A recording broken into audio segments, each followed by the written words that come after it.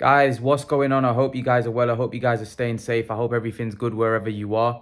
Guys, I wanted to talk about a topic. Before I get into it, smash the like button. Let's get this video to 120 likes. Let's see if this video can get to 120 likes. I really appreciate if you guys smash the like button. I really appreciate if you give that thumbs up on the video. The more likes, the better for the channel, the more we grow. Also, tomorrow I will be doing another live. Also, I will be doing a Jaron Boots, Ennis, Errol Spence, Terence Crawford video. There will be a lot of Canelo videos over the next coming days. The live streams will, because obviously it's a big fight, and I think it deserves a lot of attention. It's an undisputed fight. And then hopefully middle of next week, we'll get back to normal, and start talking about, but I'm really excited. But this is not to do with Canelo and Plant, but actually to do with Carl Froch.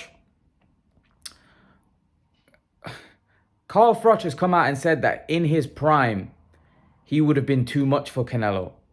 Now, Carl Froch is somebody that I find I don't always agree with what he says. He was a good fighter, and I do think he was a very good British fighter that actually had a very good resume for his time. I do think he's one of the guys. I think him, Amir Khan, Joshua's got a decent resume, but I do think those two had a very, very good resume, and they fought everyone in around their divisions. I definitely think those two guys had two of the best resumes in British boxing in the last 20, 30 years. I do. Obviously, Lewis and Calzaghe, they were great. But I think these two had very, very deep resumes and strong resumes. What I will say, though, about Froch, at times he can come across very delusional. Very good fighter, very tough, very granite chin, had a very good engine. I wouldn't say he was a huge concussive puncher. He could punch a little, but nothing where it was a massive puncher, especially at super middleweight. I don't think he was a huge puncher at all. I think he could punch, and he definitely had respectable power. But when I'm talking about could he punch, would he knock Canelo and Golovkin out? Absolutely not. Carl Froch said that, he would have been too big and too strong for Canelo Alvarez in his prime. He wouldn't have been. Carl Froch was a good fighter. Like I said, he had a very good chin, had a good engine. But Canelo Alvarez was a different level he's a different level of fighter. He's far more skilled than Froch. Froch had really poor feet. He also defensively was very poor. He got hit with a lot of shots. I don't think he was technically that great either. And Canelo is technically brilliant. When Carl Froch says he would have been too much for Canelo, I don't know what he means by that. Would it have been too much in terms of he's too big and you knock Canelo out? Would he be too big where he'd outbox? Like, he talked about Arthur Abraham and said that I outboxed Arthur Abraham, and I think it'd be the same thing. Arthur Abraham's not Canelo. Canelo hits far. If George Groves is putting you down, if Jermaine Taylor, past it Jermaine Taylor is putting you down, then what's a prime Canelo Alvarez going to do? A prime Canelo Alvarez is a very, very dangerous body puncher. Prime Canelo Alvarez is a very, very dangerous head puncher. And I don't think he would have knocked Froch out, so to speak, with one shot, knocked him cold. But I do think Froch would have taken a beating in that fight. And the difference between Canelo and Andre Ward is Canelo's very, very vicious with it. He's very explosive. So he would beat Carl Froch up. Especially the fact that what Carl Froch has got to understand, Canelo's going to be a lot faster than Froch. And Carl Froch won't be able to lay a glove. Carl Froch was quite slow. He had decent speed, but he was very predictable. And it was very easy to see his punches. The guys that he fought weren't on Canelo's level. He fought one guy that was elite, and that was Andre Ward. Right? And Andre Ward schooled him. Andre Ward, he couldn't lay a glove on Ward. And he even said after the fight himself, I couldn't lay a glove on him. Canelo has got that kind of slickness. Canelo has got that kind of, it's hard to hit him. And Canelo does it with more grace. Like Ward had other tactics, like he grabbed hold, and Canelo does it in a different way. Canelo just has got great head movement. He's so hard to hit. So when I look at Froch's skill set offensively, I just don't know whether Froch would be able to land many punches. I don't against Canelo. I think Canelo is so good defensively. His head movement is so good that I just don't think Froch would be able to land many shots. I think he would have trouble landing punches, and I think Canelo would land at will, because Froch was never known for a great defense. The reason why Froch didn't get knocked out in his career, because Froch had a very good chin, and he was down a couple of times. Even with that great chin, he was down a couple of times. because of the fact, but he had great recovery. Carl Froch recovered very quickly, and he, to be fair to him, he had a great engine, he had great fitness, and he definitely had a very good chin. But the fact is, Canelo's got all of that, and he's got a lot more. His skill set is far superior than Froch's. His jab is much better. His footwork is much better. Carl Froch had terrible feet compared to Canelo. Carl Froch, and even hand speed, Canelo's got faster hands. And Canelo's probably got a better chin. Canelo's chin is unbelievable. And most importantly, the chin that gets touched a lot is not a good chin. If you're getting hit with flush shots on a regular basis, which Froch did, you're going to go down. It doesn't matter. It doesn't matter how good. If you get hit on the button, you're going to go down. Canelo Alvarez doesn't get hit clean a lot.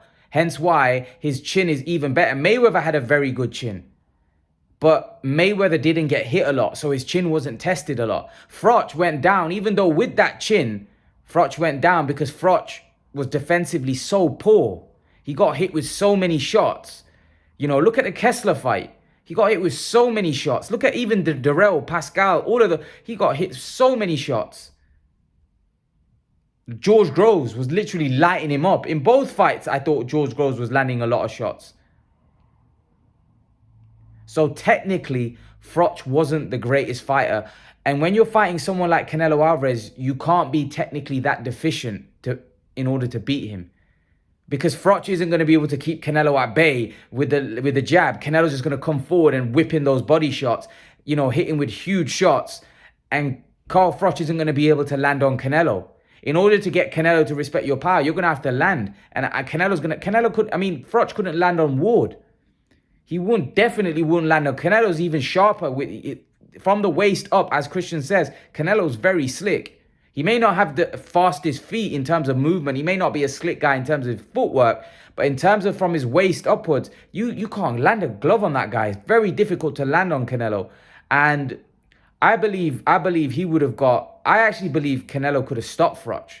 With this kind of skill set that Canelo's got, I believe Canelo would have been very aggressive. And I think Carl Froch would have got outclassed. And I think Canelo had the kind of power where I think Froch would be getting hit way too much. And it won't surprise me if the referee jumps in. If the referee jumps in because Froch is taking too much punishment. Because like I said, Canelo would outclass Carl Froch. He's a far superior fighter. Far superior than Froch. And I like Carl Froch, but he isn't as skilled as Canelo. Carl Froch is a good fighter at world level. He could give everyone a tough fight. But when you're talking about your real elites, your all-time greats, Froch wasn't in that category. Froch couldn't compete with those guys. If you put Froch in the ring with a Canelo, if you put Froch in the ring with a Joe Calzaghe, you put Froch in the ring with any of those names, Golovkin even, Froch, or anyone of those, he wouldn't beat him.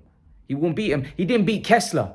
He didn't beat Kessler the first time. He beat a washed-up Kessler the second time. So if he couldn't beat Kessler, right, how's he going to beat Canelo? Canelo's far superior fighter. Listen, size isn't everything. Canelo knocked out Sergey Kovalev. Size isn't everything in boxing, especially when the skill disparity is so large. Canelo's skill set is so much superior than Carl Froch's skill set that the size, he can overcome the size because he's so much more skilled. Froch isn't on that level from a skill point of view. Like if there's a guy that's very skilled and he's got size, then Canelo's got a problem. Because now Canelo is not just fighting a guy that's so much bigger than him. He's fighting a guy that, like, for example, if Canelo went up and fought Usyk, that would be very difficult for Canelo because now we'd be fighting somebody that's not just big and way bigger than him. He's fighting somebody that's as skilled, if not more skilled. So Canelo would most likely, or definitely, I would feel Canelo loses that fight because now he's fighting somebody that's very skilled. But someone like Froch doesn't have those kind of superior skill sets. The disparity between Canelo's skill set and Carl Froch's skill set is massive. So Canelo would make up the difference, the size. And I don't even think Carl Froch is that much bigger. I actually think a lot of people think that Canelo, just because he's 5'8", Canelo's massive. Canelo's massive. Carl Froch wasn't that big guy. He was a skinny guy. He was a skinny built guy. He wasn't like Canelo's really stocky built, muscular built. That's why Canelo could probably go up to light heavyweight. Carl Froch stayed at super middleweight for his whole career. Carl Froch also had limitations. His defense was very poor. Those guys up there were bigger and stronger. They could punch. And Carl Froch, like I said, didn't have a very good defense. So it would be disaster for him to go up against a bigger man. Canelo is obviously very skilled. He has a very good defense. He is very slick, very hard to hit. So Canelo can go up weight because he's got that kind of skill set. Froch didn't really have that kind of skill set. Froch was the kind of fighter, he took a few to give a few of his own. And that's why he liked fights with Kessler, because Kessler was the similar type of fighter where he'd give a few to take, he'll take a few to give a few. And Carl Froch liked being in fights with guys like that. Hence why he had to go at Andre Ward, because Andre Ward was a very skilled fighter and Andre Ward didn't engage. So Carl Froch called him a boring fighter and this, that, and the other because he wouldn't engage with Froch. He just used his skills to outbox him. And Froch got outclassed because Froch didn't have the skill set to compete with someone like Ward. Hence why Ward got the better of Froch when they fought. And Canelo would do the same because Canelo, for me, I would go as far as saying he punches harder than Ward. And he's definitely more explosive than Ward. And like I said, Canelo's slick from the waist upwards. He's very hard to hit. Very hard to hit. And I actually think a fight between Canelo and Ward would have been interesting, let alone a fight with Canelo and Froch. Canelo and Froch wouldn't have been a competitive fight. I think if you were talking about a guy that potentially in that era, Froch's era, that could have beaten Canelo, it's Ward. It's not Froch.